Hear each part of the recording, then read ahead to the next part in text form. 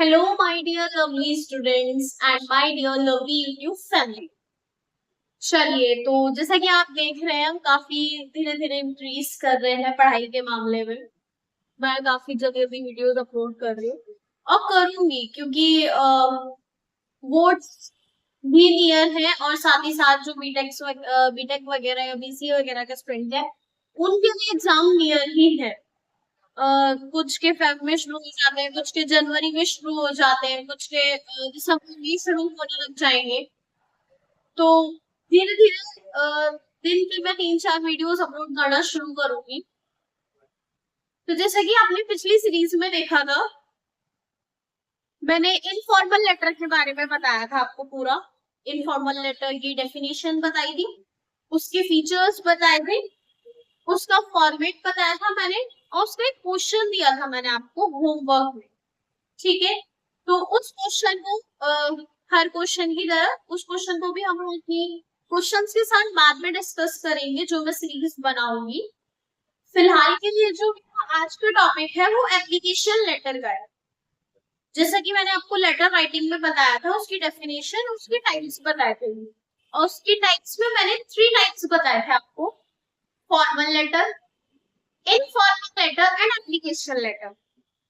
मैं formal letter भी आपको पूरा एक्सप्लेन कर चुकी हूँ, सेकेंड फॉर्मल उसके बाद में भी सब कुछ बता चुकी हूँ और आज का जो टॉपिक होगा हमारा वो एप्लीकेशन लेटर का होगा। और इस एप्लीकेशन लेटर के टॉपिक के साथ साथ हमारी ये लेटर राइटिंग की सीरीज का जो एक चैप्टर है वो हमारा खत्म हो जाएगा। ठीक है, उसके बाद हम इनके कुछ क्वेश्चंस करेंगे इंपॉर्टेंट, जो नॉर्मली बोर्ड एग्जाम्स वगैरह में हमें मिलते हैं। 99.99% हमें रखे हुए मिलते हैं हर 2 या 3 साल बाद। ठीक है, तो ये उसी पर्पज से ही सीरीज बन रही है, तो प्लीज ध्यान से पढ़ें। फिलहाल हम आज का टॉपिक कंटिन्यू करते हैं, एप्लीकेशन लेटर। एप्लीकेशन लेटर क्या होता है? जैसे कि आप देख सकते हैं मैंने डेफिनेशन लिख रखी है। Application letter is a formal request written authority for permission, for help, for information or any official requirement। और एप्लीकेशन लेटर एक फॉर्मल रिक्वेस्ट होती है, ये भी एक फॉर्मल पे ही आता है। ठीक है, जैसे हमने फॉर्मल लेटर पढ़ा था, वो लेटर एक अलग होता है और एप्लीकेशन अलग होती है। ठीक है, फॉर्मल रिक्वेस्ट होती है जो कि लिखी जाती है एक अथॉरिटी को फॉर परमिशन, किसी चीज की परमिशन के लिए, किसी चीज की हेल्प के लिए, किसी चीज की इंफॉर्मेशन के लिए और एनी ऑफिशियल रिक्वायरमेंट। जैसे कि अब इसके एग्जांपल्स क्या हो सकते हैं?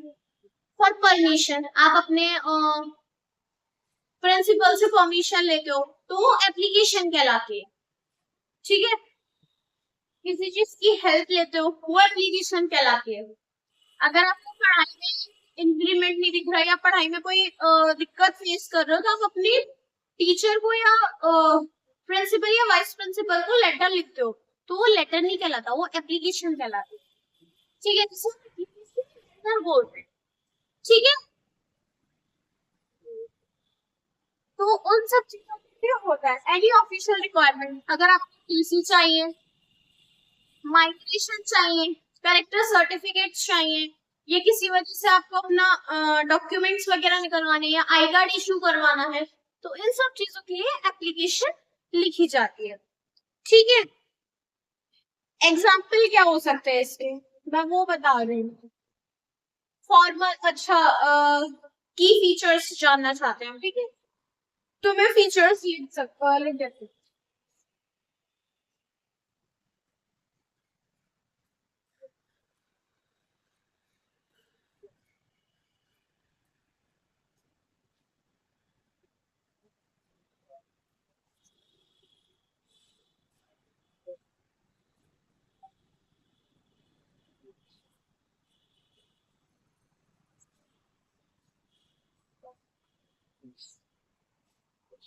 फीचर्स है,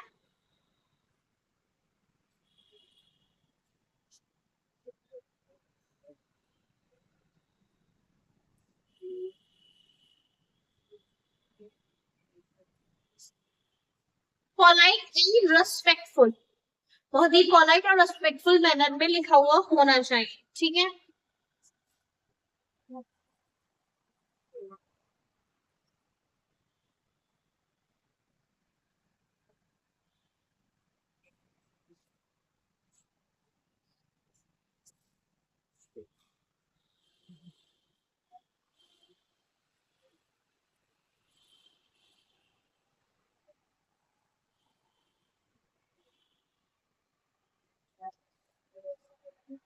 written in proper formal format, जो फॉर्मल फॉर्मेट होता है उसमें लिखा हुआ होना चाहिए, ठीक है।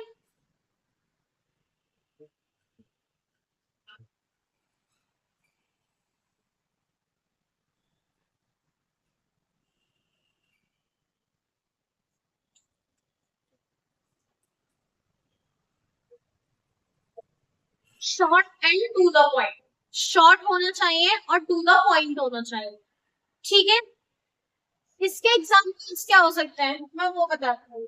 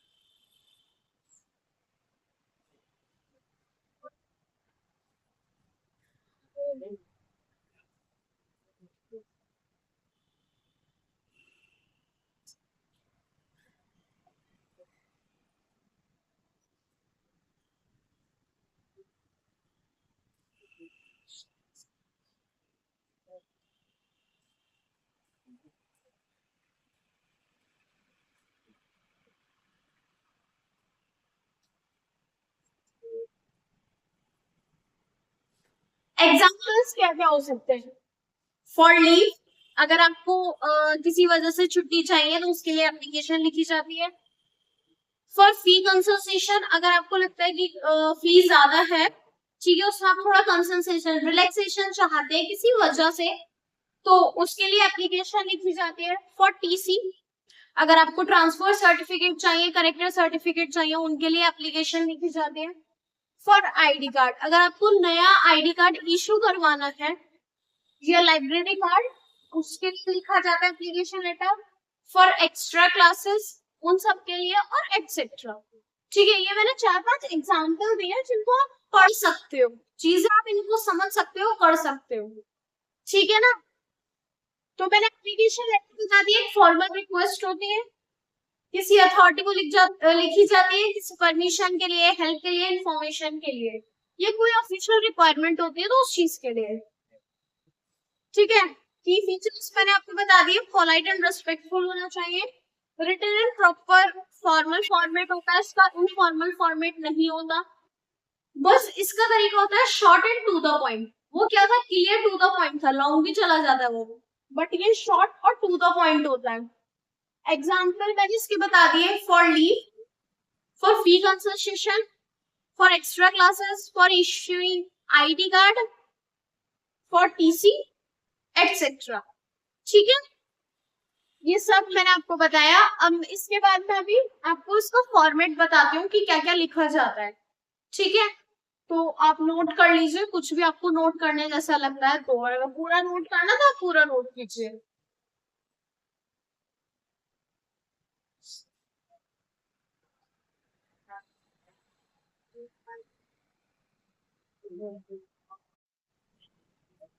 चलिए, तो अब हम करते हैं नेक्स्ट टॉपिक।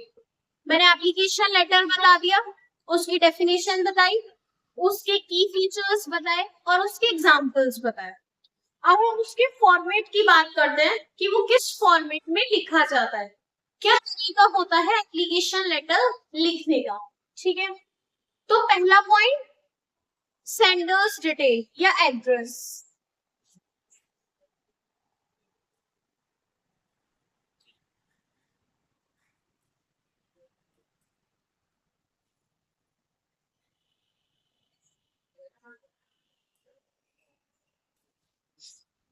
सेंडर्स एड्रेस, इस जगह उस इंसान का एड्रेस आएगा जो एप्लीकेशन भेज रहा है, जो एप्लीकेशन लिख रहा है, उसका एड्रेस आएगा, ठीक है।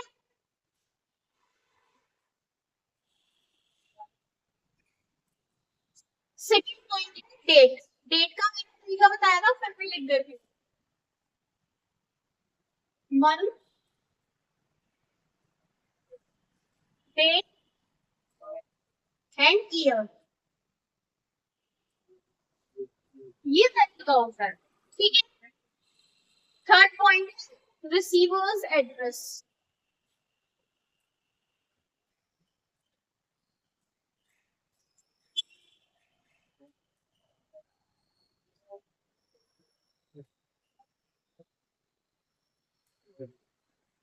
सेंडर्स एड्रेस, डेट में मंथ, डेट और ईयर, देन रिसीवर्स एड्रेस, ठीक है। Fourth point,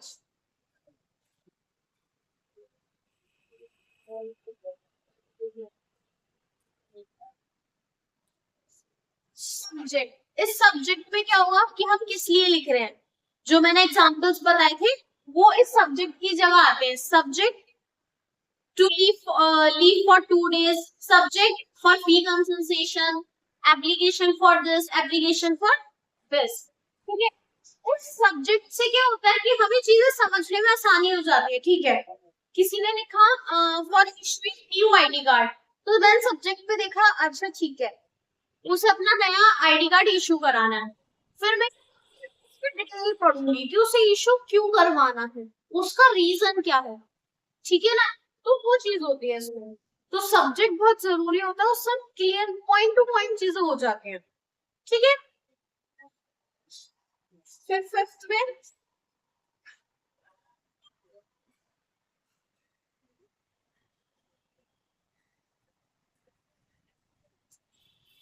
salutation. सैल्यूटेशन में क्या आएगा भाई, रिस्पेक्टेड सर, या मैं, अगर आपकी जो अथॉरिटी है वो लेडीज स्टाफ है तो रिस्पेक्टेड मैम आ जाएगा, और जेंट्स स्टाफ है तो रिस्पेक्ट सर आ जाएगा।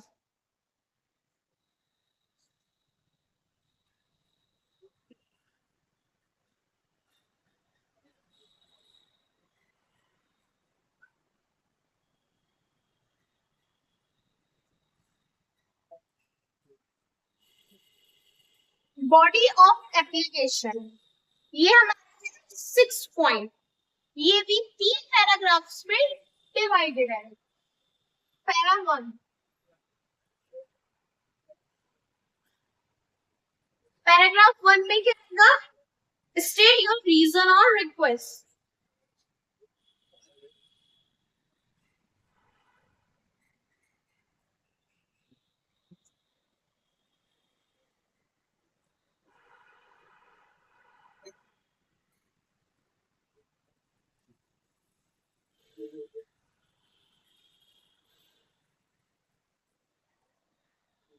पैराग्राफ 2 में आएगा give necessary details.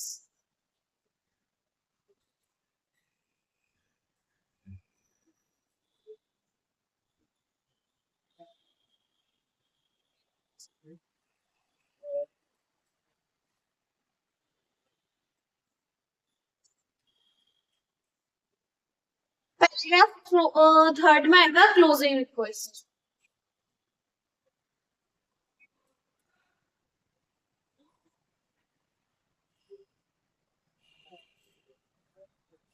Paragraph first क्या था, state your reason and request, जो भी आपका रीजन है या जो भी रिक्वेस्ट है आपको उसके बारे में बताना है।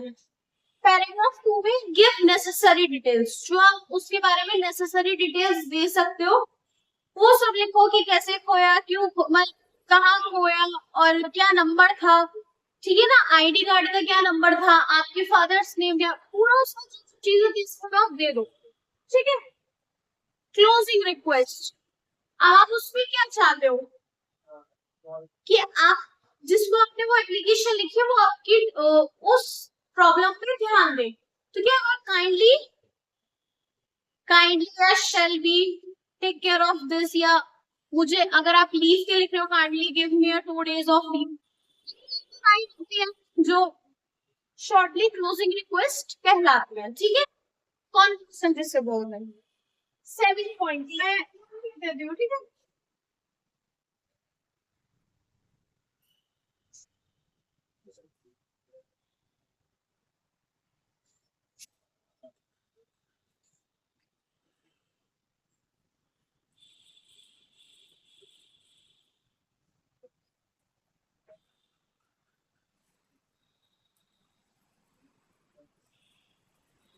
complimentary clause definitely yours respectfully, yours faithfully, thanking you, yours respectfully, है ना, ये सब लिखा जाता है, 2-3 पॉइंट होते हैं।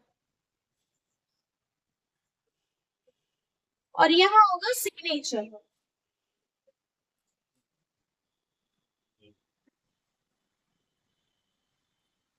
ठीक है, इस सिग्नेचर में क्या होगा, अगर आप एप्लीकेशन लिख रहे हो किसी टीचर या वगैरह को, तो डेफिनेटली आपका नाम, रोल नंबर, कौन सी क्लास पे हो या कौन सा कोर्स कर रहे हो, तो ये सब चीजें आती हैं। ठीक है ना, ये सब डिटेल्स होती हैं।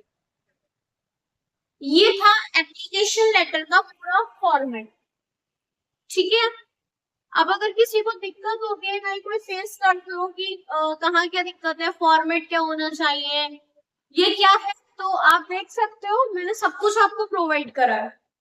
मैंने एप्लीकेशन लेटर की डेफिनेशन, की फीचर्स, एग्जाम्पल और फॉर्मेट बताया है। इससे जो पहली क्लास हुई थी उसमें मैंने इनफॉर्मल की डेफिनेशन, फीचर्स, एप्लीकेशन, फॉर्मेट और क्वेश्चन बताए थे। फॉर्मल का भी यही कॉन्सेप्ट मैंने अपनाया है, मैंने किसी में कुछ अलग नहीं बताया, सेम चीजें लेके चली हूँ। पहले उसकी डेफिनेशन, उसके फीचर्स क्या हो सकते हैं, उसका एग्जाम्पल, उसका फॉर्मेट क्या होगा, फिर उस पर बेस्ड क्वेश्चन। ठीक है, अब आप इसको नोट करना चाहते हैं तो नोट कीजिए, उसके बाद मैं इसका एक क्वेश्चन आपको दूंगी। ठीक है, उसके बाद हम नेक्स्ट सीरीज में इस चीज को कंटिन्यू रखेंगे। ओके, प्लीज नोट कीजिए।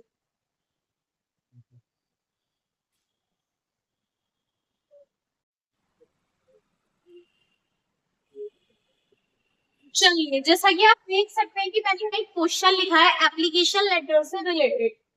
ठीक है, क्वेश्चन है write an application to your institute librarian for issuing a new ID card. जो आपके इंस्टीट्यूट के लाइब्रेरियन है, जो सर या मैम है, उनको आपको एप्लीकेशन लिखनी है, आपको न्यू आईडी कार्ड इशू कराना है क्योंकि आपका पुराना वाला जो था वो हो चुका है।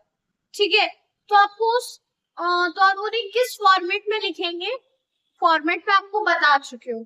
आप कितने अच्छे बेस्ट तरीके से लिख सकते हैं वो लिखिए, और जो भी कोई उसको लिख ले प्लीज मुझे शेयर करना, कमेंट करना, कमेंट करके मुझे दिखाना कि आपने ये चीजें की है, मुझे बहुत अच्छा लगेगा if you all do this. बाकी आप अपनी पढ़ाई के लिए कितने सिंसियर है और कितने सीरियस है वो आप खुद जानते हैं, तो आई डोंट थिंक सो कि मुझे किसी को कुछ कहने की जरूरत है। बाकी मैं आपको क्वेश्चंस प्रोवाइड करवा चुकी हूँ। जो हमारी नेक्स्ट उसमें जो भी क्वेश्चंस मैंने आपको होमवर्क में दिए हम उनके बारे में डिस्कस करेंगे, और उनके बारे में डिस्कस करने के अलावा मैं आपको 5 से 10 क्वेश्चन इन तीनों टॉपिक से रिलेटेड प्रोवाइड करवाऊंगी, जो 9th या 10th में आपको कंटिन्यूशन में एग्जाम्स में मिल जाते हैं हर सेकेंड और आफ्टर 2 और 3 इयर्स। ठीक है, तो आप परेशान मत होइए, मैं चीजें करवाऊंगी। ओके, आज की क्लास के लिए इतना ही। और इस टॉपिक के साथ साथ हमारा जो लेटर राइटिंग टॉपिक था, या ये कहो पूरी एक यूनिट होती है, वो एक पूरा चैप्टर होता है, वो हमारा यही खत्म होता है। ठीक है, मैंने लेटर राइटिंग बता दी, उसके टाइप्स बता दिए और टाइप्स को डिटेल में एक्सप्लेन भी कर दिया। ठीक है, तो इस टॉपिक में सिर्फ इतना ही था। बाकी इससे रिलेटेड जो क्वेश्चंस होंगे वो मैं आपको प्रोवाइड करवाऊंगी, और उनके सॉल्यूशंस भी प्रोवाइड करवाऊंगी, वो मैं पूरा एक बना के दूंगी आपको, और आप बोलेंगे तो उससे रिलेटेड पीडीएफ भी आपको अपलोड कर देंगे। ठीक है, आज की क्लास के लिए इतना ही। All the best for all the questions. Bye bye everyone. Have a good day. Please like, share and subscribe, and also comment. Bye everyone.